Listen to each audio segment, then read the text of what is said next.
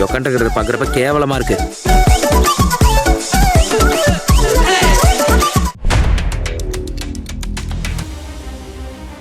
பிரித்தானியாவின் ஃபோர்ஃபுட் தளத்தில் இருந்து மார்ச் மாதம் 2026 அமெரிக்காவின் B-1B லான்ச்சர் மூலோபாய குண்டுவீச்சு விமானங்கள் சீறி பாய்வது ஈரான் மீதான போரின் போக்கை முழுமையாக மாற்றியுள்ளது. ஏற்கனவே களத்தில் உள்ள V-52 ரக விமானங்களுடன் தற்போது B-1B இணைந்துள்ளது. அமெரிக்கா தனது முழுமையான வான்வெளி மேலாதிக்கத்தை நிலைநாட்ட துடிப்பதை இந்த விடயம் உறுதிப்படுத்துகிறது என்றும் சொல்லலாம். அதே நேரம் B-1B லான்ச்சர் இது ஏன் ஒரு கேம் சேஞ்சராக கருதப்படுகிறது. B-52 விமானங்கள் அதிக உயரத்தில் இருந்து குண்டுகளை வீசும் திறன் கொண்டவை. ஆனால் B-1B விமானங்கள் எதிரியின் ரேடார்களில் சிக்காமல் அதிவேகத்தில் சென்று தாக்கக்கூடியவை. ஒரு சோர்டியில் 75,000 பவுண்ட்கள் வெடிப்பொருட்களை சுமந்து செல்லும் திறன் கொண்டது. இது அமெரிக்காவின் மற்ற எந்த விமானத்தையும் விட அதிகமான ஒரு எண்ணிக்கை என்று சொல்லலாம். இவை வழிகாட்டுதல் கொண்டு ஏவுகணைகள் மற்றும் பங்கர் பாஸ்டர் குண்டுகளை மிக துல்லியமாக ஏவ வல்லவை. அதே நேரம் அமெரிக்காவின் இந்த அதிரடி நகர்வுகளுக்கு பின்னால் ஒரு தெளிவான புலனாய்வு திட்டம் உள்ளது. ஈரான் ஏவுகணை தளங்கள் மற்றும் அணுசக்தி மையங்கள் பல 100 அடி ஆழத்தில் கான்கிரீட் அரண்களால் பாதுகாக்கப்பட்டுள்ளன. நாட்டன்ஸ் மற்றும் போர்ட்டோ போன்ற பகுதிகளில் உள்ள நிலத்தடி மையங்கள் அழிக்க சாதாரண குண்டுகள் போதாது. அதற்கு V-1B சுமந்து வரும் GVU-57 MOP போன்ற ராட்சத குண்டுகள் தேவை. ஈரானின் ஏவுகணைகள் ஏவப்படுவதற்கு முன்பே அவற்றின் சேமிப்பு கிடங்குகளை சிதைப்பது. 2026 தொடக்கத்தில் அமெரிக்க பாதுகாப்பு செயலாளர் பீட்டர் ஹெக்ஸெட் மற்றும் ட்ரம்ப் நிர்வாகம் விடுத்த எச்சரிக்கையை தொடர்ந்து இந்த நகர்வு எடுத்துள்ளது. பிரிட்டனின் அனுமதி பெற்ற ஃபோர்ஃபுட் தளத்தை பயன்படுத்துவது அமெரிக்காவுக்கு எரிபொருள் நிரப்பும் நேரத்தை குறைத்தது. ஈரான் மீதான தாக்குதல் வேகத்தை அதிகரிக்க உதவுகிறது. இதற்கு பதிலடியாக ஈரான் தனது கயாமாத் மற்றும் செஜில் ஏவுகணைகளை தயார் நிலையில் வைத்துள்ளது. மேலும் ஹார்முஸ் ஜலசந்தியில் கடல்சார் கன்னிவெடிகளை இட்டு உலக பொருளாதாரத்தை அச்சுறுத்த முயலுகிறது. இந்த இராணுவ நகர்வு ஒருபுறம் இருக்க, தெஹ்ரான் டைம்ஸ் போன்ற ஈரானிய ஊடகங்கள் இதை அமெரிக்காவின் அகங்காரத்தின் உச்சம் என வர்ணிக்கின்றன. அமெரிக்கா தனது பிம்பத்தை காப்பாற்றிக் கொள்ளவே இவ்வளவு பெரிய விமானங்களை அனுப்புகிறது என்றும், ஈரானின் வான் பாதுகாப்பு அமைப்புகள் S-400 போன்றவை இவற்றை எதிர்கொள்ள தயாராக இருப்பதாகவும் ஈரான் தரப்பு குறிப்பிடுகிறது. இருப்பினும் B-1B வகைகளினுடைய வருகை என்பது ஒரு முழுமையான போர் நிலையை நோக்கி நகர்வதையே காட்டுகிறது என்றும் குறிப்பிடலாம். குறிப்பாக சொல்லிக்கொள்ள வேண்டுமாக இருந்தால், அமெரிக்காவில் இருந்து புறப்பட தாக்குதலை விட இங்கிலாந்தினுடைய இந்த தளத்திலிருந்து கிளம்புவது பயண நேரத்தை பாதியாக குறைக்கிறது. இதனால் ஒரே நாளில் அதிக முறை தாக்குதல் நடத்த முடிகிறது. அதே நேரம் மார்ச் மாதம் 12 நிலவரப்படி சுமார் 12 V-1B லான்ச்சர் விமானங்கள் இங்கு குவிக்கப்பட்டுள்ளன. இது அமெரிக்காவின் ஒட்டுமொத்த P-1 படைப்பிரிவில் பாதிக்கும் மேலானது என்பது குறிப்பிடத்தக்கது. அதே நேரம் அமெரிக்காவினுடைய தலைமை பாதுகாப்பு மைய தகவல்களின்படி இந்த குண்டுவீச்சு விமானங்கள் குறிப்பாக பின்வருவனவற்றை இலக்காக வைக்கிறது. 1. நிலத்தடி ஏவுகணை தளங்கள், டெஹ்ரானை சுற்றியுள்ள மற்றும் ஆழமான மலைப்பகுதிகளில் உள்ள ஈரானின் ஏவுகணை சேமிப்பு கிடங்குகள்.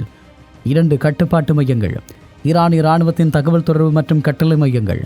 வான் பாதுகாப்பு, ஈரானின் S-300 மற்றும் S-400 போன்ற வான் பாதுகாப்பு அமைப்புகளை செயலிழக்கச் செய்து அமெரிக்க விமானங்கள் தடையின்றி புறப்படுவதற்கான சூழலை உருவாக்குகிறது. அதே நேரம் ஈரானின் எதிர்வினை மற்றும் உலகளாவிய பாதிப்பு. ஈரான் பதிலடி நடவடிக்கையாக இந்த பாதையை மூடியிருக்கிறது. இதனால் உலகளாவிய கச்சா எண்ணெய் மற்றும் எரிவாயு விநியோகம் கடுமையாக பாதிக்கப்பட்டுள்ளது. ஈரான் தனது ஏவுகணைகளின் மூலமாக இஸ்ரேல் மற்றும் வளைகுடா நாடுகளில் பஹ்ரைன், குவைத், சவுதி அரேபியா உள்ள அமெரிக்க தளங்களை தாக்கி வருகிறது. பிப்ரவரி 28 தாக்குதலில் ஈரானின் சில உயர்மட்ட தலைவர்கள் கொல்லப்பட்டதைத் தொடர்ந்து ஈரானிய அரசியல் சூழலில் பெரும் மாற்றம் ஏற்பட்டிருப்பதும் குறிப்பிடத்தக்கதாகும். இந்த நிலையில் அமெரிக்க பாதுகாப்பு செயலாளர் பீட் ஹெக்ஸெட் கூற்றுப்படி ஈரான் மீதான வான் ஆதிக்கத்தை அமெரிக்கா நிலைநாட்டியுள்ளது. இதனால் விலை உயர்ந்த துல்லிய ஏவுகணையை பயன்படுத்துவதற்கு பதிலாக இப்போது B-1B மற்றும் B-52 விமானங்கள் மூலமாக அதிக எடையுள்ள கிரேவிட்டி பாம்ஸ் எனப்படும் நேரடி குண்டுகளை வீசும் நிலைக்கு அமெரிக்கா மாறியிருப்பதாக தகவல்கள் வெளியாகி இருக்கிறது. இப்படியான ஒரு சூழலில் இந்த விமானம் ஒரு சூப்பர்சோனிக் பம்பர் ஆகும். அதாவது ஒலியை விட வேகமாக செல்லக்கூடியது. மணிக்கு 900 மைல்களுக்கு மேல் இது பாரிய குண்டுவீச்சு விமானங்களுக்கு மிக அதிக வேகமாகும். அதே நேரம் இது அமெரிக்காவினுடைய எந்த ஒரு போர்க்கப்பலையும் விட அதிக எடையுள்ள ஆயுதங்களை சுமந்து செல்லும். சுமார் 75,000 பவுண்டுகள், 34,019 கிலோகளாக அவை கருதப்படுகிறது. ஆயுதங்களை இதன் 3 உட்புற அறைகளிலும் வைக்க முடியும். எரிபொருள் நிரப்பாமல் கண்டம் விட்டு கண்டம் பாயும் திறன் கொண்டது. அதே நேரம் ஈரான் மீதான தாக்குதலில் இந்த விமானங்கள் முக்கியமாக பயன்படுத்தப்படுவதற்கு காரணம் அதன் பன்முகத்தன்மை கொண்ட ஆயுதங்கள். MK-82, MK-84, சுமார் 84 எண்ணிக்கையிலான 500 பவுண்டு குண்டுகள் மற்றும் 24 எண்ணிக்கையிலான 2000 பவுண்டு பிரமாண்ட குண்டுகள் வீச முடியும். ஜெசிம் ஏவுகணைகள் 24 AGM 158 வகை ஏவுகணைகளை ஏவலாம். இவை நீண்ட தூரத்தில் இருந்து இலக்கை துல்லியமாக தாக்கும். பங்கு பிளாஸ்டர் நிலத்தடியில் மறைந்துள்ள ஈரானின் ஏவுகணை தளங்களை அழிக்க தேவையான கனகரக குண்டுகளை சுமந்து செல்லும் திறன் இதற்கு உண்டு என்றும் சொல்லலாம். தற்போதைய நிலவரப்படி ரேப் ஃபேஃபோர்ட் தளத்தில் குவிக்கப்பட்டுள்ள இந்த விமானங்கள் பின்வரும் காரணங்களுக்காக முக்கியத்துவம் பெறுகின்றன. அமெரிக்காவின் டெக்சாஸ் அல்லது தெற்கு டகோட்டா தளங்களில் இருந்து ஈரான் சென்று வர 37 மணி நேரம் ஆகும். ஆனால் இங்கிலாந்தின் ஃபேஃபோர்ட் தளத்தில் இருந்து இது பாதியாக குறைகிறது. இதனால் விமானங்கள் விரைவாக திரும்பி வந்தது மீண்டும் குண்டுகளை நிரப்பிவிட்டு தாக்குதலுக்கு செல்ல முடிகிறது. அதே நேரம் போரில் ஆரம்ப கட்டத்தில் V2 ஸ்டெல்த் விமானங்கள் ஈரானின் வான் பாதுகாப்பு அமைப்புகளை S-400 போன்றவற்றை அழித்துவிட்டதால் இப்போது V-1V மற்றும் V-52 விமானங்கள் தடையின்றி ஈரானிய வான்பரப்பிற்குள் நுழைந்து குண்டுகளை வீசி வருகிறது. சுமார் 12 P-1P விமானங்கள் தற்போது ஐரோப்பாவில் உள்ளன. இது அமெரிக்காவிடம் உள்ள ஒட்டுமொத்த P-1V படையில் பாதிக்கு மேலானது. இது அமெரிக்காவினுடைய தீவிரமான தாக்குதல் திட்டத்தை காட்டுகிறது என்று சொல்லுகிறார்கள். குறிப்பாக இந்த P-1V லான்ச்சரை பொறுத்தவரை அதிக வேகம் காணப்படுகிறது. அதே நேரம் B-52 ஸ்டென்ஸ் மெதுவானதாக காணப்படுகிறது. அதே நேரம் B-2 ஸ்பிரிட் மெதுவானது என்றும் சொல்லலாம். அதே நேரம் இந்த விமானத்தை பொறுத்தவரை அதிக ஆயுத சுமை கொண்டது. அதே நேரம் B-52 ஸ்டார் ஃபோர்சஸ் நீண்டகால உழைப்பும் அதே நேரம் B-2 ஸ்பிரிட் மறைந்து தாக்கும் திறனும் கொண்டதாக காணப்படுகிறது. இப்படியான நிலைமைகளில் இதனுடைய தன்மைகள் என்பது மிக மோசமான ஒரு போர்ச்சூழலை உருவாக்கி காட்டியிருக்கிறது என்பதை சொல்லிக்கொள்ளலாம். அதே நேரம் வரலாற்றின் வழித்தடத்தை மாற்றும் வான்படை ஆதிக்கம்.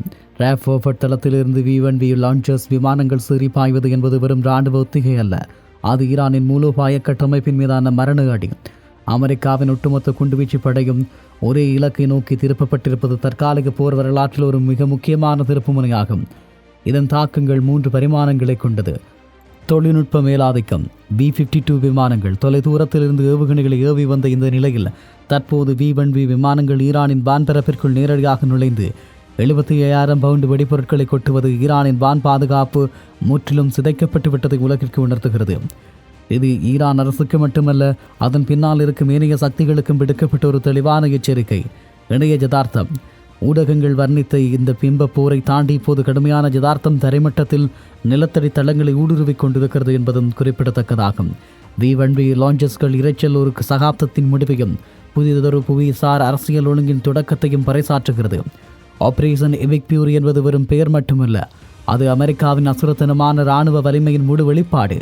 இனிவரும் வாரங்கள் இந்த வானத்தில் இருந்து பொழியும் நெருப்பு ஈரானின் வரைபடத்தை மட்டுமல்ல, உலக வரலாற்றின் போக்கையே தீர்மானிக்கலாம் என்று நம்பப்படுகிறது. ஆக நாங்கள் ஒரு புதிய உலக ஒழுங்குக்குள் தள்ளப்படுகிறோம். மிக மோசமான காலத்தை அண்மித்துக் கொண்டிருக்கிறோம்.